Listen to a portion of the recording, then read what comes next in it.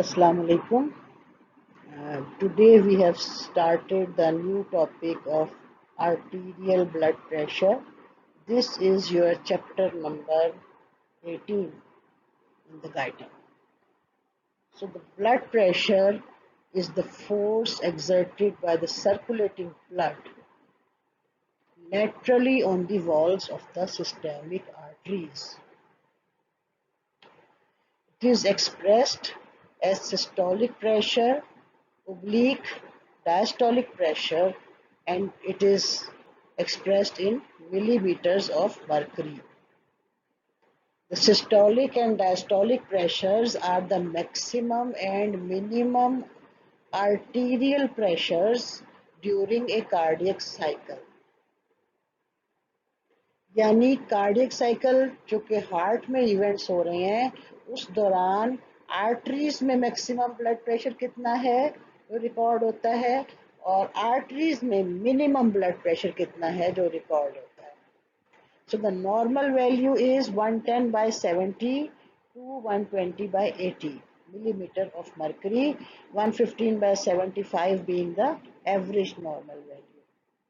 Pulse pressure, systolic minus diastolic blood pressure is the pulse pressure. This is 120 minus 80 is equal to 40 millimeter of mercury. और पहले भी मैंने बोला है कि अगर आपका ब्लड प्रेशर 110 by 70 है तब भी पल्स प्रेशर माइनस करके देख लें 40 आएगा. 115 by 75 है तब भी 40 आएगा. 120 by 80 है तब भी 40 आएगा. 40 millimeter of mercury is the net force that is allowing the blood to circulate by exerting its pressure so as to eliminate the resistance offered by the arteries. Arteries में आप resistance जो भी offer होती है उसको negate करके उसमें pressure के साथ ब्लड फ्लो कराते हैं. आप गुब्बारे की मिसाल ले लें. गुब्बारा एक इलास्टिक स्ट्रक्चर होता है. सबसे पहले जब वो बिल्कुल डिफ्लेटेड होता है आपको उसमें हवा भरने के लिए लंबा सांस पहले आप अंदर लेते हैं फिर पॉजिटिव प्रेशर के साथ आप उस गुब्बारे को आप इन्फ्लेट करते हैं सांस एक्सपायरेशन के जरिए.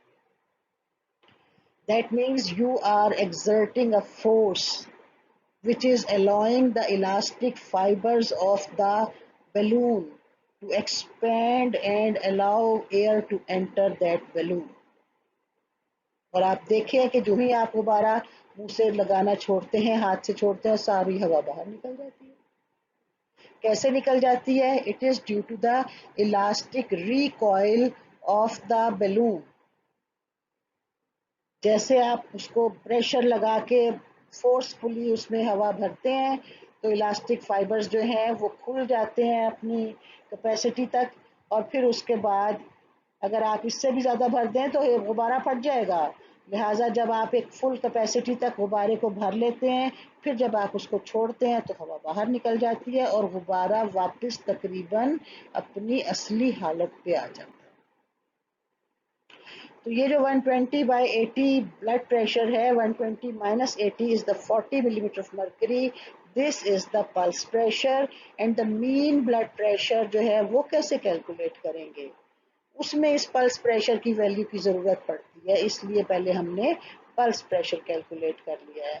सो diastolic pressure is the pressure which is present during the cardiac cycle for at least 0.5 seconds plus 1/3 of the pulse pressure जो सिस्टली और डायस्टली के दरमियान पल्स प्रेशर बना है वो उसमें ऐड कर लेते हैं तो आपका मीन ब्लड प्रेशर निकल आता है. This is 80 plus 13.3 is equal to 93.3 millimeter of mercury is the mean arterial pressure. F is equal to delta P over R. इसका मतलब ये है कि इम्पोर्टेंस ऑफ ब्लड प्रेशर ये है कि फ्लो के लिए आपको डेल्टा पी चाहिए जो रेजिस्टेंस को ओवरकम करके ब्लड वेसल में से ब्लड को फ्लो करने दे. आप ये देखिए this is the left ventricle. इसमें आपने देख लिया कि कैसे आ रहा है उसके बाद 120/0 प्रेशर आ रहा है। उसके बाद एओर्टा और लार्ज आर्टरीज जिसमें femoral artery, tibial artery, ulnar artery सब शामिल हैं।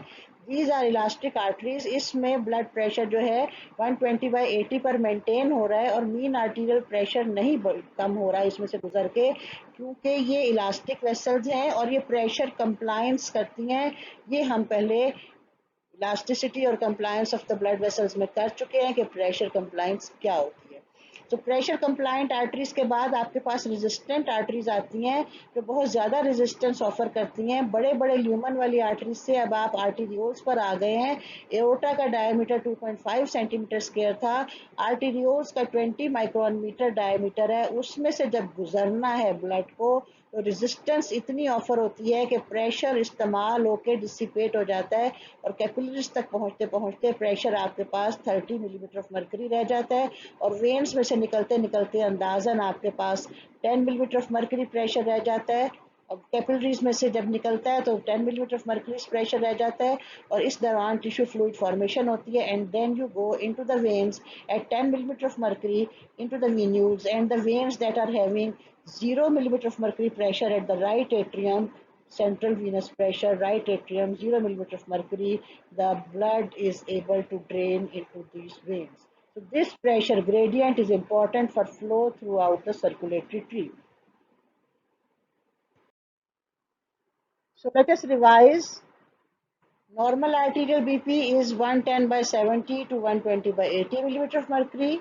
Pulse pressure is systolic minus diastolic 40 millimeter of mercury.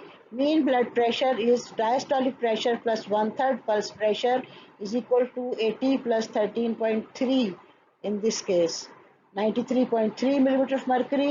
The mean arterial pressure, जो mean blood pressure या mean arterial pressure है, this is the force required to overcome the resistance to flow in a specific portion of circulatory tree. तो जो elastic arteries हैं उनमें resistance to flow नहीं है, elastic compression के जरिए वो आगे बढ़ने में मदद देती हैं ब्लड को। जो आर्टीरियोल्स हैं उनके अंदर रेजिस्टेंस टू फ्लो बहुत ज़्यादा है और फिर वो रेगुलेट करते हैं कि किस ब्लड वेसल्स में कितना, किस कैपिलरी सिस्टम में कितना ब्लड जाना चाहिए, इस टिश्यू की नीड्स कितनी है और कैसे इसको डिस्ट्रीब्यूट होना है। Physiological variation in the blood pressure, यानी ब्लड प्रेशर जो 110/70 अगर आज मेरा आपने रिकॉर्ड किया है और कल मैं आती हूँ कहीं से तो आप मेरा बीपी रिकॉर्ड करते हैं, उसी वक्त बिठा के कुर्सी पे तो 130/80 निकलता है, तो आप कहेंगे कि ये क्या हो गया। तो there are physiological variations in blood pressure और वो कौन कौन सी हैं। Number one is diurnal. This blood pressure decreases during morning and increases in the afternoon. Age.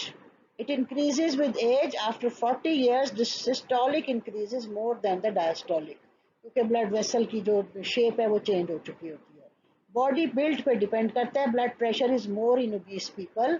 Sex less in females before menopause. Menopause के बाद बराबर हो जाता है दोनों में, एक जैसा ही होगा। डाइजेशन हो रही है तो सिस्टोलिक ब्लड प्रेशर बढ़ जाता है by 6 to 7 millimetre of mercury और डायस्टोलिक ब्लड प्रेशर जो है वो थोड़ा सा कम हो जाता है and the to become normal after the food intake.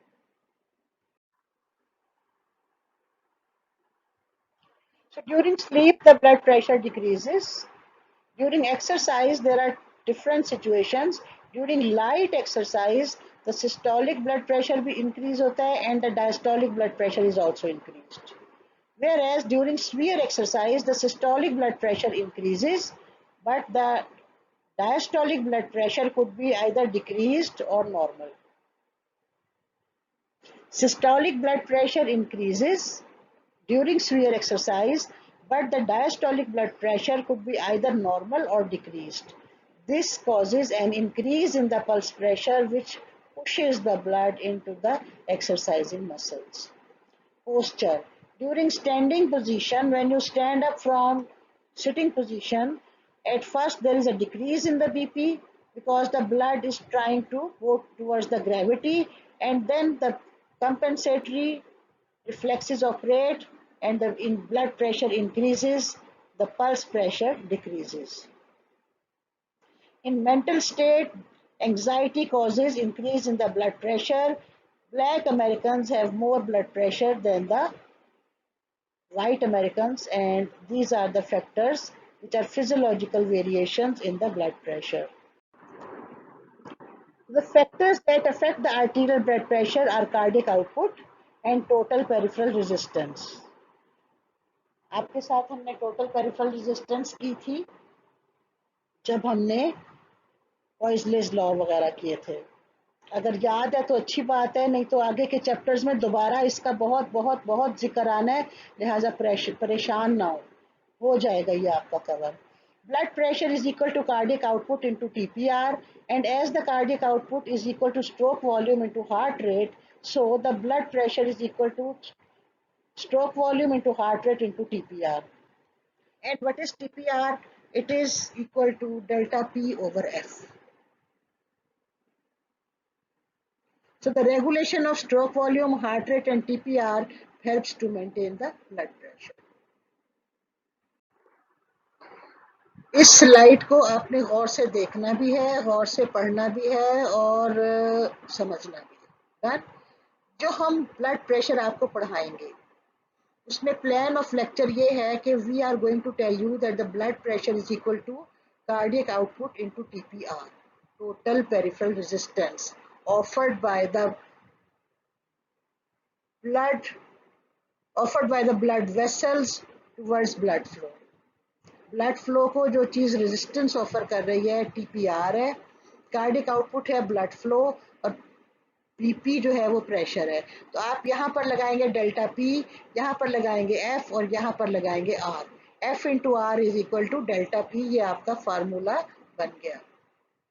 दोबारा सुने गौर से, मैंने कहा ये आपने प्लान ऑफ लेक्चर को अंडरस्टैंड करना है कि हम आपको पढ़ाने क्या लगे हैं।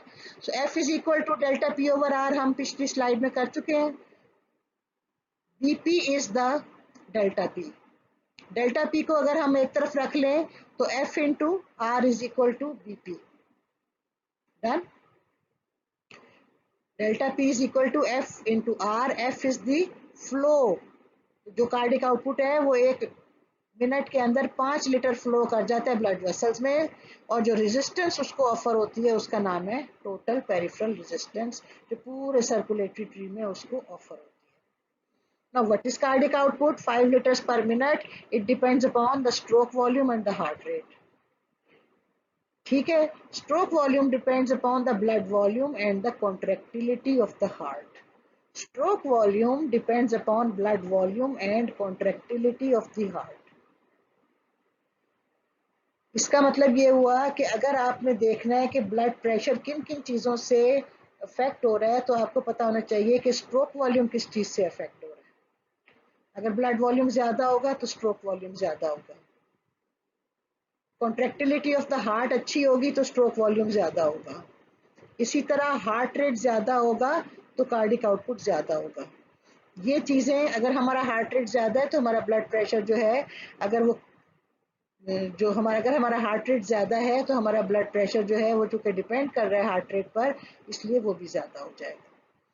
ये सारी चीज़ें आपको एक एक करके समझानी है, लेकिन इस प्लान ऑफ लेक्चर को आप समझ लें, क्योंकि मैं नहीं चाह रही हूँ कि आपका सिलेबस आगे जाए, इसलिए मैं इसी पर जोर दे रही हूँ कि आपको ये पता चल जाए आपने क्या पढ़ना है और कैसे पढ़ना है।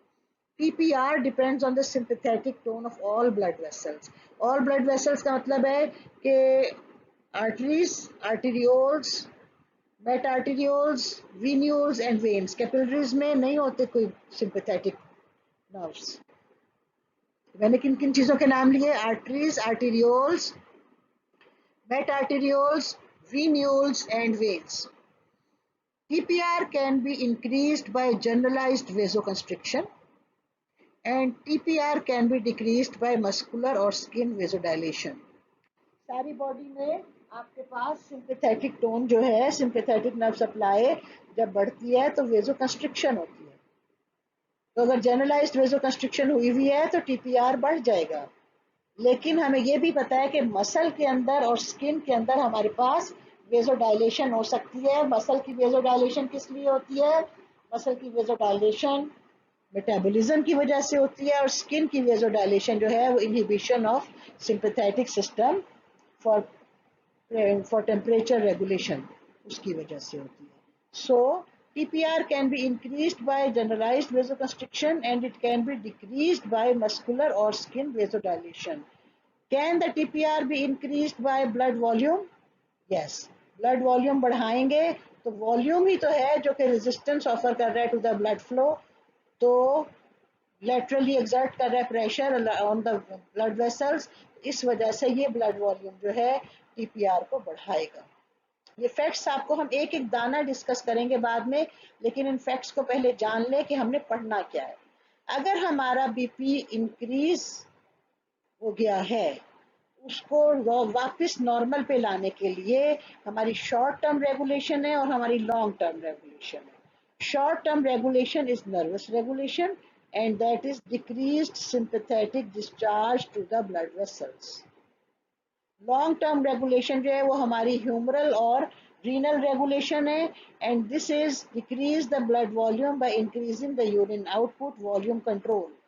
वॉल्यूम कंट्रोल आप पढ़ेंगे और वॉल्यूम कंट्रोल में आप देखेंगे कि हार्मोन्स कौन कौन से इन्वॉल्व हैं और किडनी किस तरह इन्वॉल्व है। सो हाइपर अगर ब्लड प्रेशर इंक्रीज हो जाता है, हाइपरटेंशन बीमारी है उसकी बात नहीं हो रही, फिजियोलॉजिकली अगर ब्लड प्रेशर अचानक चाय पी के या फिर एंजाइटी से इंक्रीज हो जाता है, तो उसकी जो मैनेजमेंट है, बॉडी जो उसको रेगुलेट करती है, that short term regulation is by the sympathetic discharge to be decreased, long term regulation is by increasing the urine output.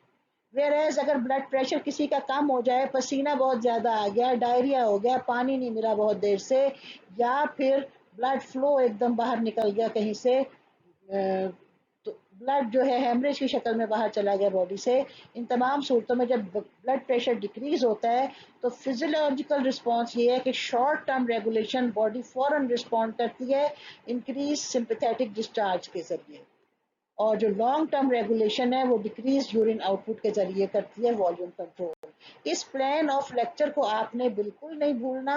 आज का लेक्चर आपका इसीलिए थोड़ा रखा है कि आपका आगे टेस्ट आने वाला है और उस टेस्ट के सिलेबस को कंट्रोल करने के लिए कि बहुत ज़्यादा ना हो जाए और आपके ट्यूटोरियल्स पूरे हो जाएं, आज आपका लेक्चर जो है वो छोटा रखा गया है।